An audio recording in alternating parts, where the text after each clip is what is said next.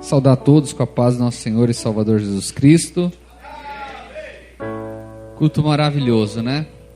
Pega as vossas Bíblias. Vamos colocar em pé em reverência à palavra do Senhor. E abra as vossas Bíblias no livro de Mateus, capítulo número 3, do verso de número 1 ao verso de número 12.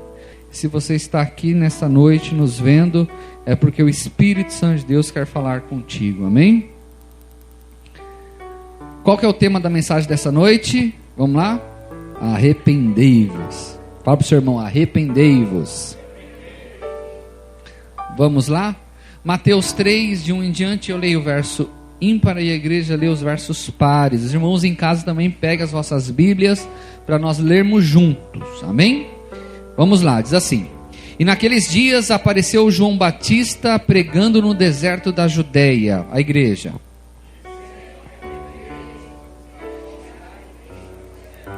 Porque este é anunciado pelo profeta Isaías, que disse: Vós que clama no deserto, preparai o caminho do Senhor e direitai as suas veredas.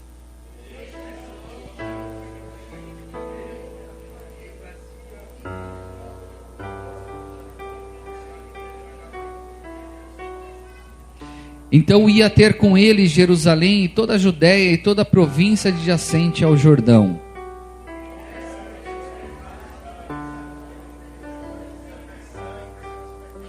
E vendo ele muitos dos fariseus e dos saduceus que vinham a seu batismo, dizia-lhes: Raça de víboras, quem vos ensinou a fugir da ira futura?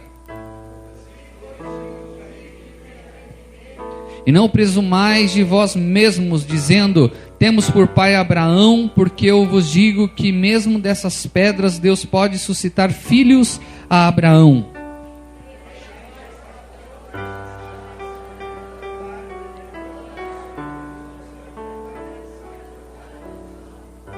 E eu em verdade vos batizo com água para o arrependimento, mas aquele que vem após mim é mais poderoso do que eu. Não sou digno de levar as suas sandálias. Ele vos batizará com Espírito Santo e com fogo.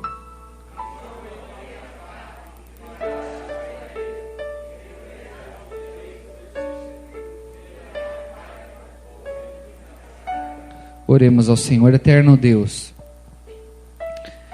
neste momento irei ministrar a tua santa e poderosa palavra. É necessário que nesse instante eu diminua diante do Senhor, que agora a minha vontade não seja prevalecida a não ser a sua, Pai, sobre a minha vida, e eu possa ser instrumento nas tuas mãos nesse instante. Que o Senhor possa trazer à minha memória tudo aquilo que eu devo ministrar nesta noite, e que essa palavra possa produzir um grande fruto em cada coraçãozinho aqui. Que nós venhamos, meu Pai querido, sofrer a metanoia, essa mudança de mente através da sua mensagem, da tua palavra que é verdadeira, da tua palavra que é vida, da tua palavra que nos transforma para uma melhor pessoa. Senhor, sei com os irmãos que estão presentes aqui, aqueles que hão de ouvir cada palavra dessa mensagem através do site da igreja, e aqueles que hão de nos ouvir através da gravação, que essa palavra produza muitos frutos. Colocai seus anjos poderosos ao nosso redor, que sejamos cativos ao Senhor nesse instante, é que nós te pedimos e lhe agradecemos em nome do Senhor Jesus Cristo, amém. Glorificando ao Senhor, podeis assentar. Glória a Deus. É muito importante na hora da mensagem a gente ficar focado na mensagem, ok? A gente esquecer agora de todos os nossos problemas, de todas as nossas angústias, das contas que temos que pagar no dia da manhã, né? Que não são poucas. Vamos nos despojar de nós mesmos, para que nesse instante nós venhamos ouvir a palavra de Deus. É importante a gente, no momento da palavra de Deus, a gente, nesse momento, está com a mente livre, né? Está com a mente somente cativa ao Senhor e ouvir a mensagem e dar crédito à mensagem. A palavra do Senhor é uma semente, que ela é semeada em nossos corações. Existe uma parábola que fala bem isso sobre a semeadura, e uma das estratégias de Satanás é roubar a mensagem. Então é desviar as nossas atenções. Então que a gente venha tomar muito cuidado em relação a isso, e a gente prestar atenção na mensagem de hoje. Amém? arrependei-vos. Essa mensagem de hoje, faz uma semana e pouquinho, Deus colocou em meu coração para ministrar. Eu quero sempre deixar claro para todos os irmãos que a mensagem que nós ministramos aqui não é nada pessoal a ninguém, jamais vai ser. Eu digo aqui na igreja, onde eu sou o pastor dessa casa de oração, onde eu tenho obreiros que eu conheço profundamente, que ministram a palavra, jamais vai ser algo pessoal. Mas toda mensagem que é ministrada aqui é algo para falar conosco. E é interessante o seguinte, que a mensagem primeiro fala com o pregador. Primeiro Deus exorta aqui para depois exortar aí. Então se a palavra é dura, poxa, o pastor foi duro hoje comigo, que nada, Deus foi antes com ele, né? Então a gente tem que ter a humildade de reconhecer que nós somos, nós estamos necessitados dessa mensagem. E eu, sinceramente, através da mensagem de hoje, Deus falou muito comigo, ok? Então vamos prestar atenção, vamos ouvir, e aquilo que for bom para nós vamos pegar para nós. Aquilo que servir para ti, aquilo que servir para a sua vida, aquilo que falar contigo, você toma posse, porque é Deus falando com cada um de nós, amém? João Batista, ele era primo de Jesus, né? Isabel, parente de Maria, e João Batista era um cara esquisito. Pensa num camarada esquisito, era João Batista. Para você ter ideia, esse João tinha suas vestes de pelos de camelos, imagina, e um cinto de couro em torno dos seus lombos, e alimentava-se de gafanhotos e mel silvestre. Hein, irmão, ele não era esquisito um cara desse? Era estranho. Camarada viver no meio do deserto, comendo gafanhoto e comendo mel. Mas pensa num camarada temente a Deus. Imagine um camarada que tinha compromisso com o reino de Deus, uma pessoa íntima do Senhor Jesus Cristo. E ele foi preparado, diz Isaías, profeta, há quase 1000 anos antes disso, que o Senhor ia preparar uma pessoa para preparar o caminho do Senhor Jesus Cristo.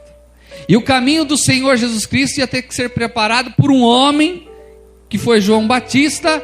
E qual a primeira mensagem de João Batista? A primeira mensagem do Evangelho não foi nem dada por Jesus, foi dada por João Batista. E qual que foi? Arrependei-vos, porque é chegado o reino dos céus. Então ele ia pelas cidades e pela Samaria, por Jerusalém, falando: arrependei-vos, porque é chegado a vós o reino dos céus. Arrependei-vos, porque é chegado a vós o reino dos céus. Se ajuntavam muito ao redor dele, não somente os pecadores, mas os religiosos, os fariseus. Quem eram os fariseus, pastor? Os fariseus eram uma raça de religiosos que conheciam o Pentateuco, a lei mosaica, de trás para frente, de frente para trás. Eram religiosos na sua postura, no seu caminhar, na sua vestimenta. Só que João Batista comparou estes como raça de víboras, que eram pessoas que tinham conhecimento da palavra, sabiam o que tinham que fazer, porém andavam por caminhos tortos. O que eles professavam, eles não agiam, porque o coração estava corrompido. E a mensagem de arrependimento de João Batista não era somente para aqueles que estavam fora dos caminhos de Deus, mas era para aqueles que estavam dentro da igreja de Deus. Era para os saduceus, que eram extremamente liberais, que eram pessoas que conheciam também a palavra de Deus, só que não tinha apego nenhum, não tinha testemunho nenhum. Então, arrependei-vos de João Batista era tanto para os liberais, para os religiosos, como para aqueles que não tinham tido encontro com Deus ainda. Arrependimento é que ele ministrava. E ao se arrepender, o ato público do arrependimento, qual que era? O batismo. E nós vamos ver na sequência dessa mensagem, o que? Jesus sendo batizado por quem? Por João Batista.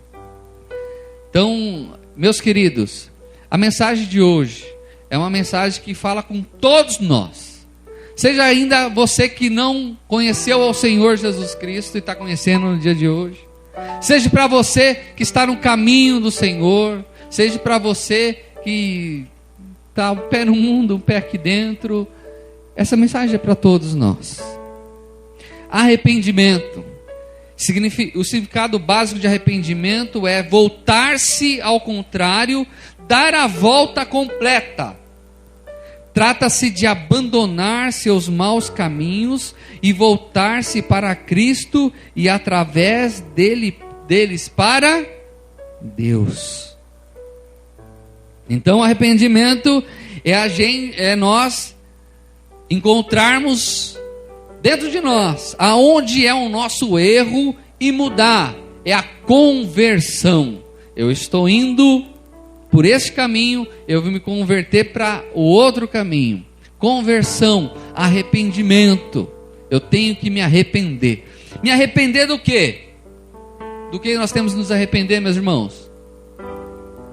Dos nossos, vamos lá, dos nossos pecados, não é? Dos caminhos que nós estamos tomando errado. Mas por quê? Pastor, pecar é tão bom, né? Não, eu vou falar assim, não, pecado é horrível. Não, meu irmão, pecado é bom, para a carne é ótima. O único problema é que mata o espírito e leva para o inferno. Simples assim. Mas o pecado é bom, porque se o pecado não fosse bom, ninguém pecava.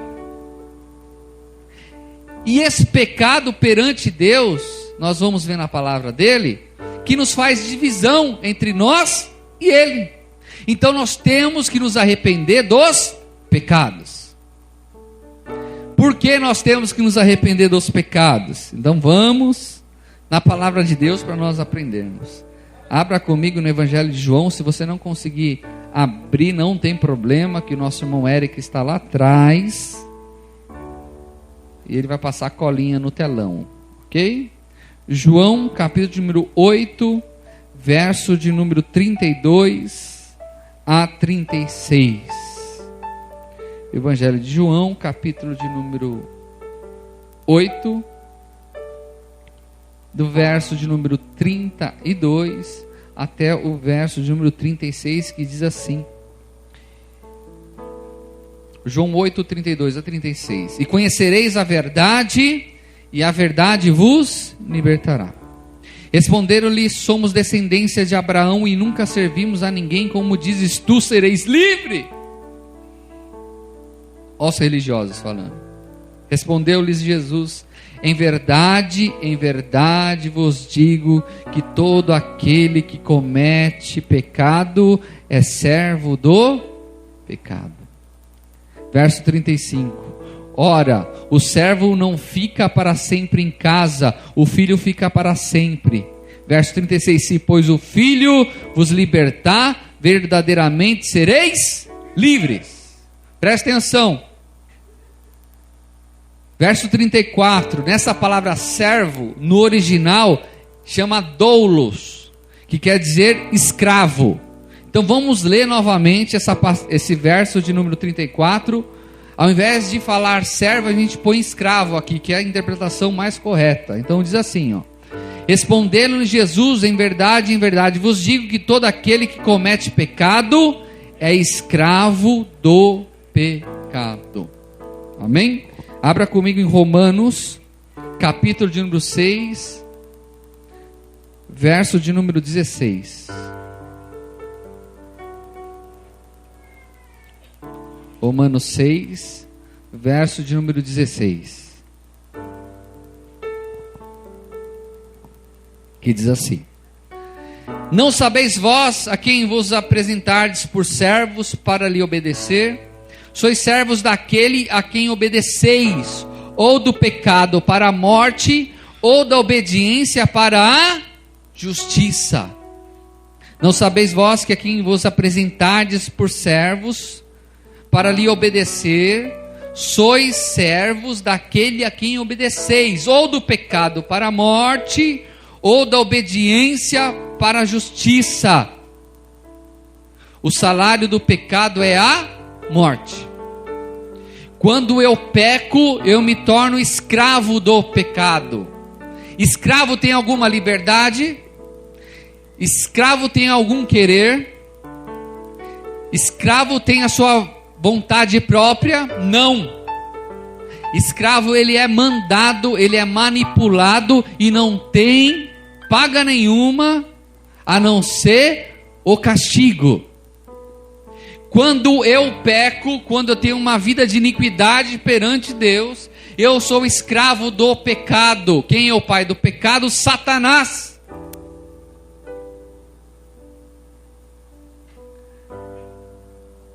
E Paulo, para os irmãos de Roma, diz o seguinte: não sabeis vós que vos apresentardes por servos para lhe obedecer, sois servos daquele a quem obedeceis. Ou seja, aqueles que, se vocês estão em pecado, vocês estão obedecendo o pai do pecado, que é Satanás.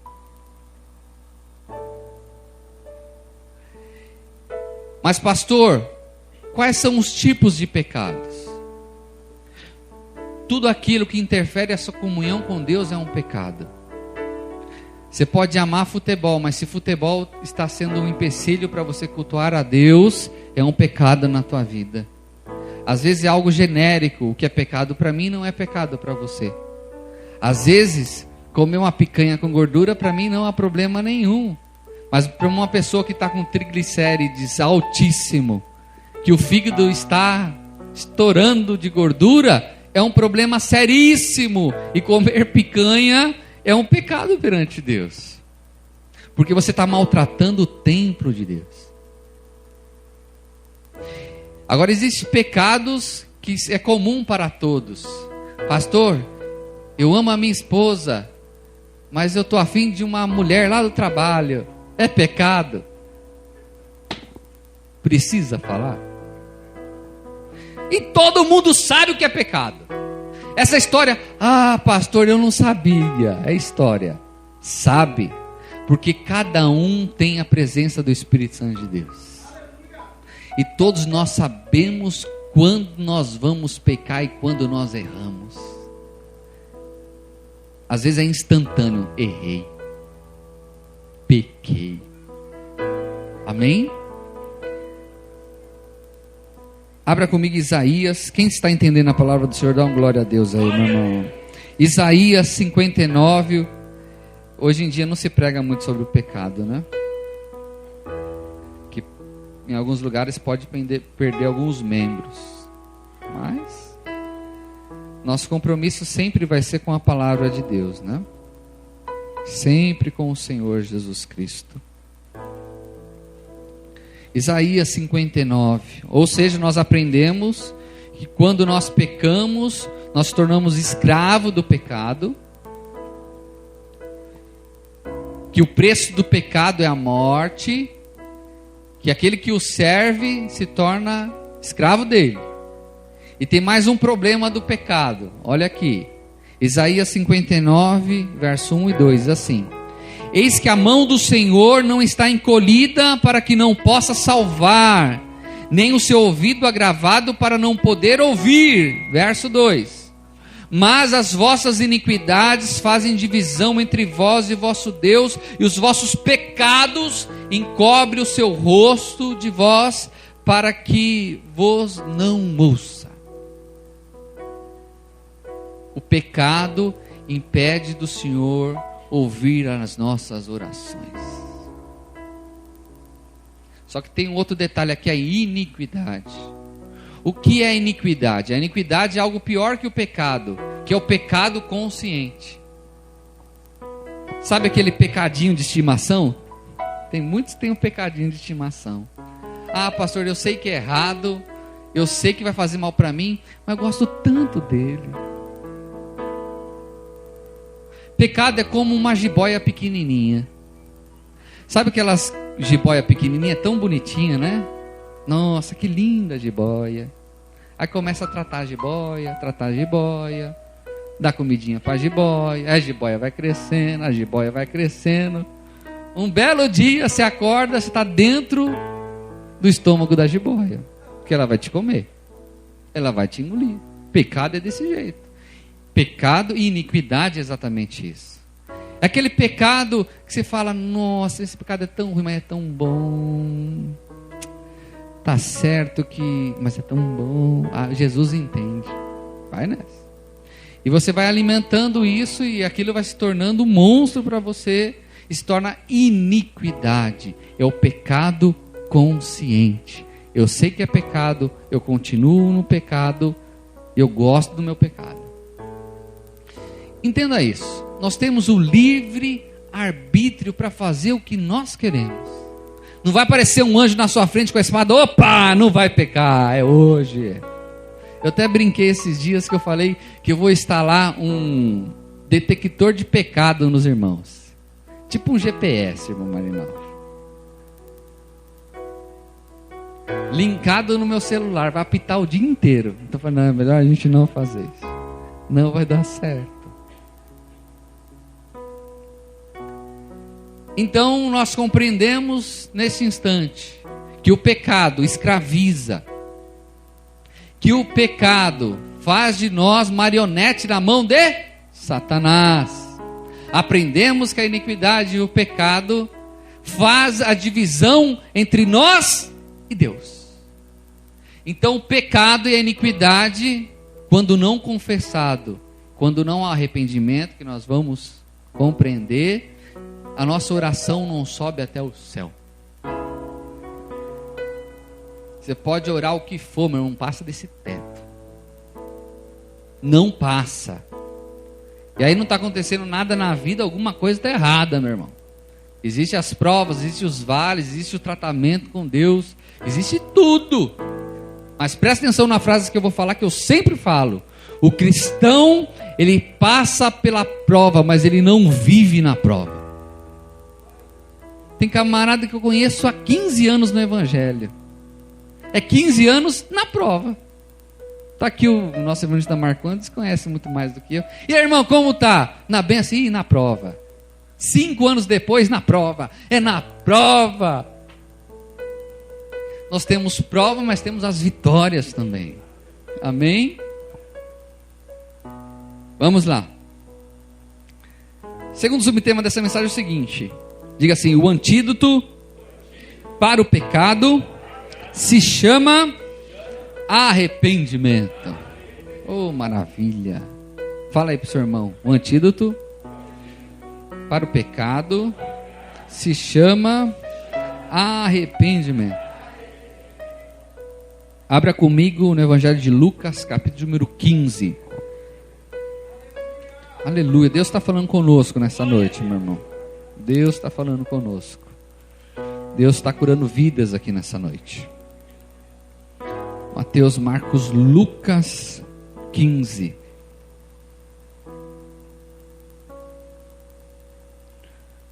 É uma parábola bem conhecida, né?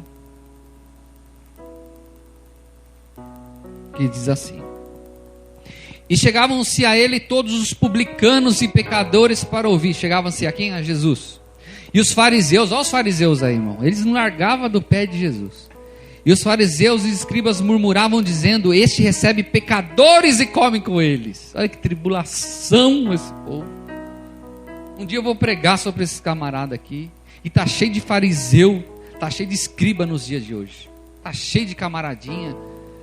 Olha lá, aquela igreja da porta larga, que as irmãs vai de calça. É. Agora a língua ninguém fala. Língua de metrô, né?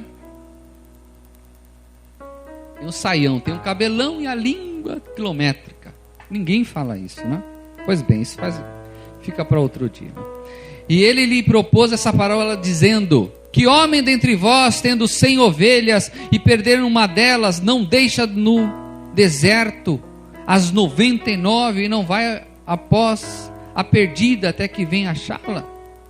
E achando-a, põe sobre o seu ombro cheio de júbilo, e chegando à sua casa, convoca os amigos e vizinhos, dizendo-lhes: alegrai-vos comigo, porque já achei a minha ovelha perdida. Verso 7, digo-vos que assim haverá alegria no céu por um pecador que se arrepende, mais do que por 99 justos que não necessitam de arrependimento. Ou qual a mulher que tendo 10 dracmas, se perder uma dracma, moeda, não acende a candeia e varre a casa e busca com diligência até a achar. E achando-a, convoca as amigas e vizinhas, dizendo: alegrai-vos comigo, porque já achei a dracma perdida. Assim vos digo que há alegria diante dos anjos de Deus por um pecador que se arrepende. A mulher se alegrou de ter achado. Aqui é uma... Não sei se a mulher fez muito certo de chamar as amigas, porque ela ia perder a dracma do mesmo jeito, né? Fez festa, e festa de mulher é um problema sério, né, irmão? Aí foi tudo as dracmas dela. Não só que perdeu, mas perdeu outras também. Enfim. Assim vos digo que há alegria diante dos anjos de Deus por um pecador que se arrepende. Não existe força maior no universo, maior do que uma pessoa que se arrepende diante de Deus. Não existe. Mas como tem que ser esse arrependimento? Primeiro, eu tenho que reconhecer o meu pecado. Existem pecados, meus irmãos, que estão incrustados na nossa vida, que para a gente já não é mais pecado. Como eu te falei, é o pecado de estimação. Só que é evidente para todos que estão ao nosso redor que aquilo é um pecado na nossa vida. Tem pessoas que se acostumam a mentir. E mente tanto que eles fazem da mentira a sua verdade. Eu já conheci pessoas que mentiam, mas tão perfeitamente que eu ficava, será que é? Não, acho que é verdade. E a pessoa está num mundo que uma mentiria à toa não tem problema nenhum, que para ela é normal, que para ele é normal. Na vila onde eu moro, quando pequeno, eu conheci um rapaz. O garoto mentiroso. Depois de muitos anos adulto, eu voltei a encontrá-lo. E aí descobri que ele ficou mais mentiroso ainda. Ele era tudo, irmão. Ele foi do exército, foi da polícia. E sabe aquelas pessoas que parece que tem 200 anos, que aconteceu tudo com a pessoa? Para ele, é normal aquilo. Para ele mentir é algo que é normal. Então, primeiro atitude que nós devemos ter para que haja arrependimento é reconhecer os nossos erros. Às vezes o pastor tem a missão de apontar o erro e é chato demais. Eu não gosto disso, mas sou forçado por Deus a colocar o dedo na ferida para mostrar onde a pessoa está errando. E nós mesmos, Deus nos mostra onde é o nosso erro. Então a gente tem que tomar muito cuidado, meus queridos, para que esses pecados não estejam escondidinhos dentro do nosso coração, dentro da nossa vida, e que a gente trate isso como uma normalidade. Não é. E às vezes a gente quer justificar o nosso erro com o erro do outro. Ah, tudo bem, eu sou assim. E o fulano que faz isso? Tá certo que eu estou errado assim, mas e o fulano que está errado assim, muito maior do que eu? E o fulano ainda é presbítero, é pastor, é apóstolo, é querubim, é tudo. Eu não tenho que nivelar, meus irmãos, a minha vida com aqueles que estão errando. Com aqueles que estão errando, cabe eu orar por essas pessoas. Eu tenho que nivelar a minha fé por Jesus Cristo, o autor e consumador da minha fé. Você já se fez a pergunta em certas situações que você fica em dúvida se é pecado ou não? Faça a seguinte pergunta para você mesmo: Jesus faria o que você vai fazer? Hein? Andando no trânsito, dá vontade de xingar os camaradas, os motoqueiros, dá vontade de mandar tudo lá para o inferno, mas não pode.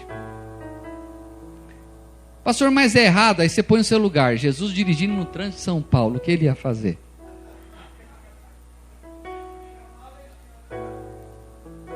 Deve ficar com um chicote para fora, né?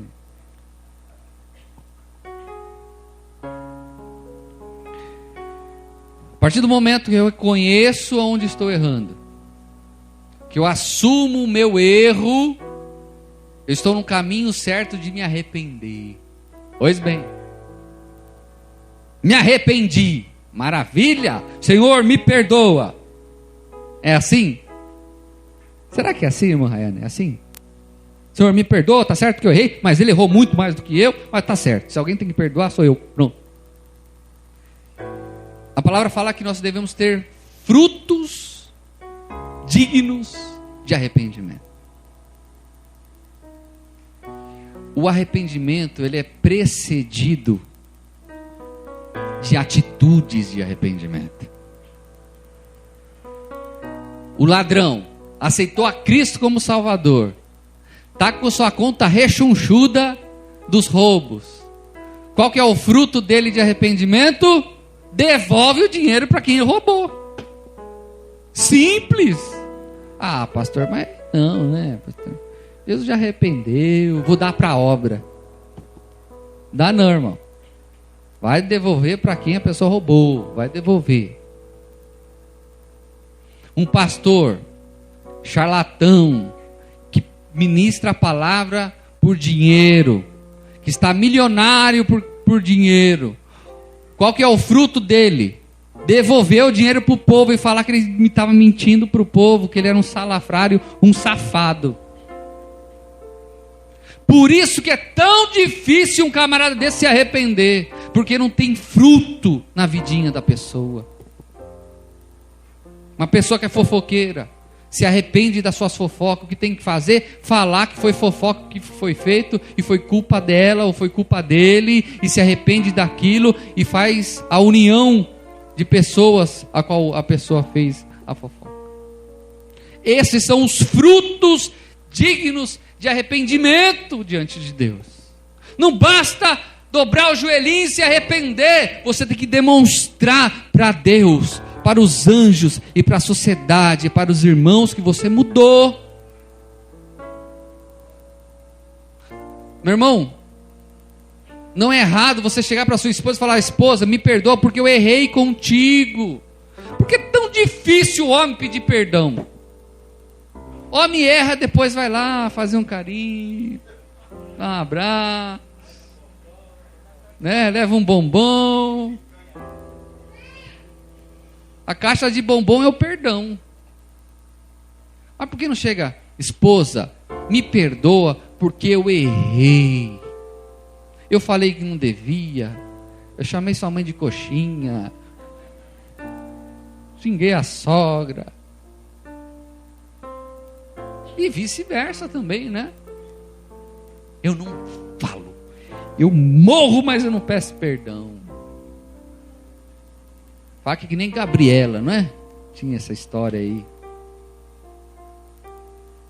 Deus não tolera a crente Gabriela. Não existe isso no reino de Deus, meu irmão. Não existe isso para servo de Deus. Deus, quando aponta os nossos erros, é para que a gente venha ser tratado e curado por Ele. E a gente tem que assumir, por mais difícil que seja. Eu assumo, eu não me faço de vítima na história. Porque a gente quer muitas vezes nos fazer de vítima na situação. Ficar magoado com todo mundo, mas nós não queremos reconhecer que o erro é nosso. E jogar as culpas em terceiros. Não que terceiros também não tenham as vossas culpas, todos nós temos. Mas nós devemos nos arrepender. E em quanto tempo? De 1 em 1 minuto, se preciso for. O arrependimento é diário, é todos os dias, em todos os momentos. Eu acho que já aconteceu isso com você, porque acontece comigo de vez em quando. Você sabe que você errou com alguém e Deus prepara uma situação para você encontrar aquela pessoa de novo, e Deus fala: vai lá e fala com ela. Vai lá e fala com ele. E você segura: é o inimigo, seu inimigo que está querendo me envergonhar. Isso é coisa da minha cabeça, cabeça. Não, é Deus falando contigo. É Deus proporcionando situações para que você venha acertar com esta pessoa. Amém, meus irmãos?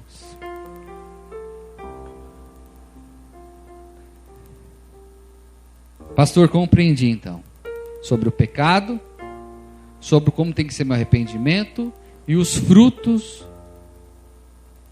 dignos de arrependimento. Se eu reconhecer tudo isso, o que vai acontecer na minha vida? Os efeitos do arrependimento. Primeiro, perdão de Deus. Quando você se arrepende dos seus pecados, você mostra para o Senhor que realmente você está arrependido, você tem automaticamente o perdão de Deus. E não tem nada mais prazeroso na vida do que sentir a sensação de paz no coração, de que você foi perdoado por Deus. Sabe quando você sabe que você precisava resolver aquela situação, e quando você resolve, sai um fardo de 10 toneladas das suas costas, você se sente livre, leve, e às vezes você até falou com a pessoa, e a pessoa nem quis saber para você, meu irmão. A pessoa não estava nem aí. Logo assim. Só que você e Deus está resolvido. Com você e Deus resolveu-se a situação.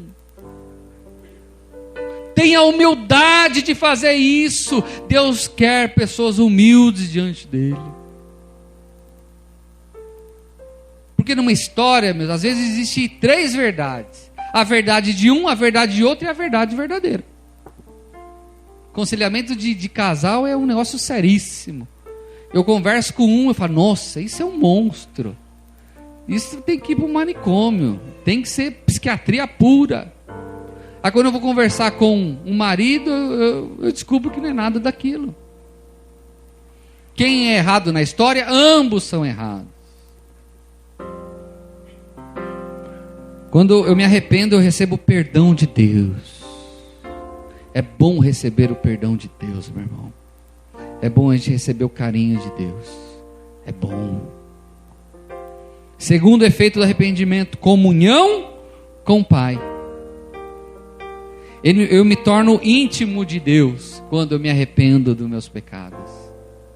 Porque eu me faço um pequeno Cristo, porque o Senhor Jesus Cristo nos perdoou de todos os nossos pecados na cruz do Calvário. Ele nos fez maldito por nós, pois era maldito todos aqueles que são pendurados no madeiro. Ele se fez maldito por mim e por você. E eu comungo com o Pai quando eu me arrependo diante dele. E outro grande efeito, eu acho que é maravilhoso essa revelação da palavra de Deus. Diga assim, quando eu me arrependo, quando um pecador se arrepende, tem festa no céu. Você pode dar um glória a Deus por isso?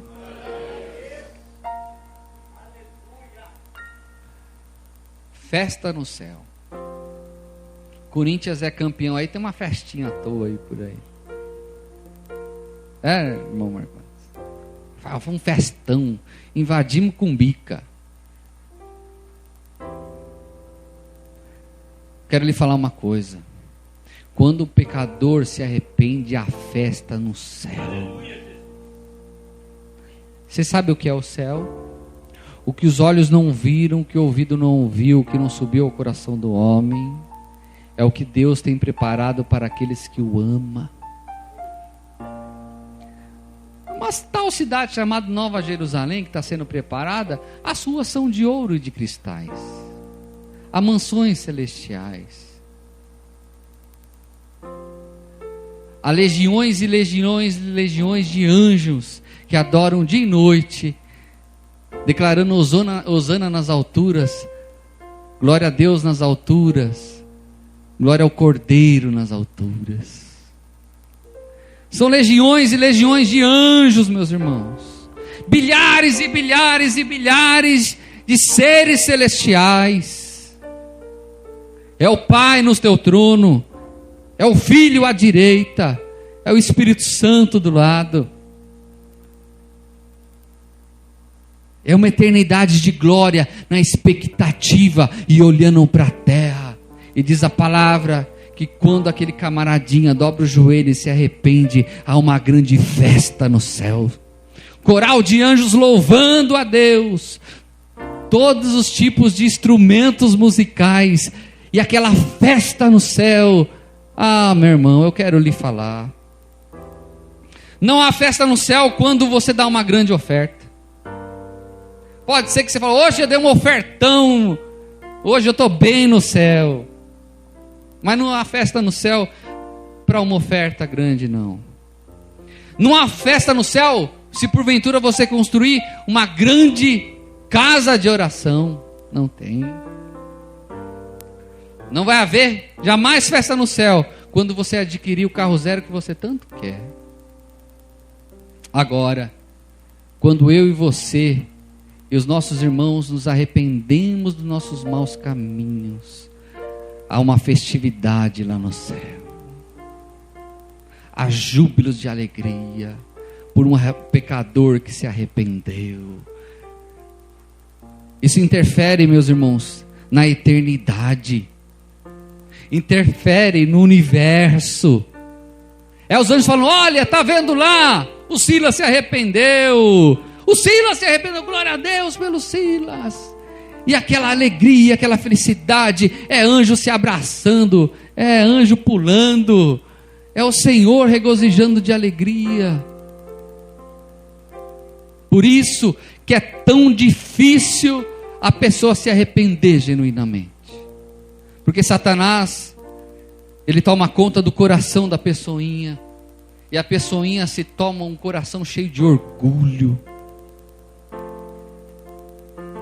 O coração enche de razão própria. Eu não errei.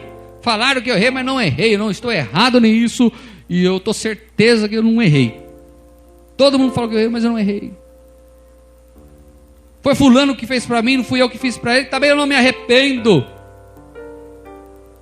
Satanás age desse jeito porque ele sabe que o arrependimento genuíno diante do homem, da mulher de Deus e do pecador que ainda não conheceu a Ele, é um poder magnífico no mundo espiritual. Nas trevas, grilhões são quebrados, e ao mesmo tempo que há festa no céu, há choro e pranto no inferno por uma alma que saiu das mãos de Satanás. O preço do pecado é a morte. E o dom gratuito de Deus é a vida eterna. A única coisa que nos pode nós entrarmos na arapuca de Satanás é o pecado e a falta de arrependimento. Eu quero lhe falar algo nesse instante. Existem muitas pessoinhas que vivem com fardo diante de si, pois morreram algumas pessoas e até entes queridos que se foram e ela não conseguiu pedir perdão para essa pessoa. Não conseguiu pedir perdão por aquele amigo que lhe feriu e você, quando quis entrar em contato com essa pessoa já tinha ido embora. É revelação da parte do Pai nessa noite. Quando eu e você nos arrependemos numa situação dessa, mesmo depois da pessoa ter sido morta, na eternidade essa pessoa fica sabendo que você liberou perdão para a vida dela. Você sabia disso? Porque o Senhor falou que há festa nos céus. Existe um livro chamado A Prova do Céu. E esse livro, A Prova do Céu, Herbert, deixa eu pegar o nome dele. Esse neurocirurgião chamado Eben Alexander III, ele é,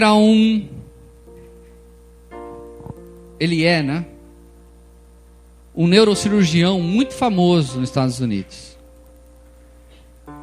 E ele foi acometido de uma meningite bacteriana. E essa meningite corroeu todo o cérebro dele, inclusive o neocórtex, que é uma parte do cérebro aonde a pessoa tem, onde cria-se as informações, o raciocínio lógico. E essa bactéria foi tão terrível que diluiu o neocórtex. Os médicos falaram o seguinte: olha, já é um milagre ele estar vivo nessa situação. Os amigos dele falando. E se ele voltar à vida, ele vai voltar no modo vegetativo.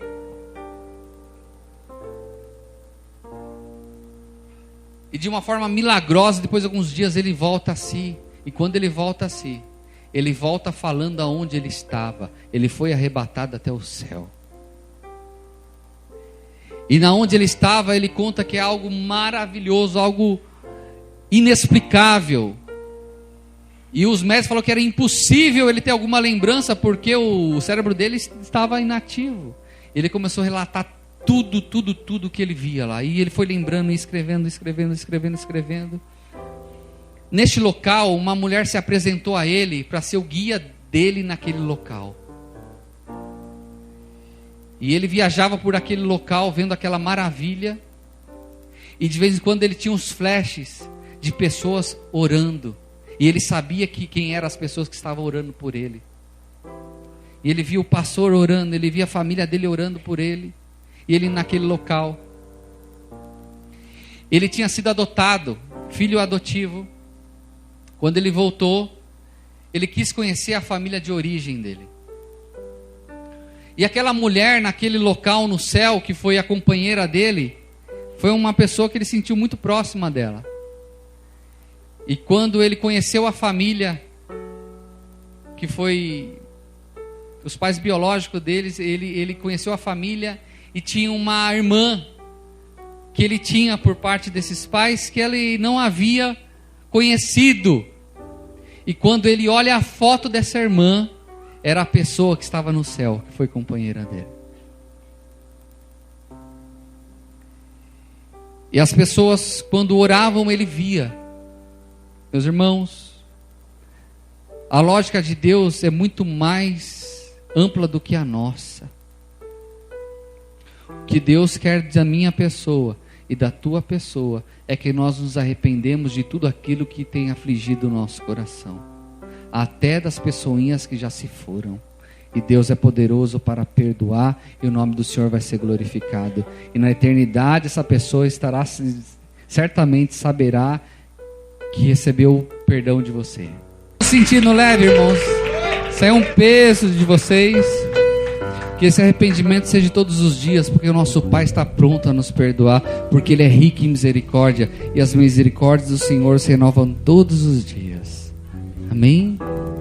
As atitudes que vocês tiveram aqui nessa noite não foi algo para mostrar para o pastor Alcova, não.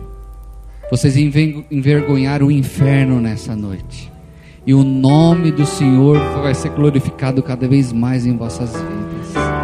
Amém? Vamos aplaudir o Senhor. Que Deus abençoe.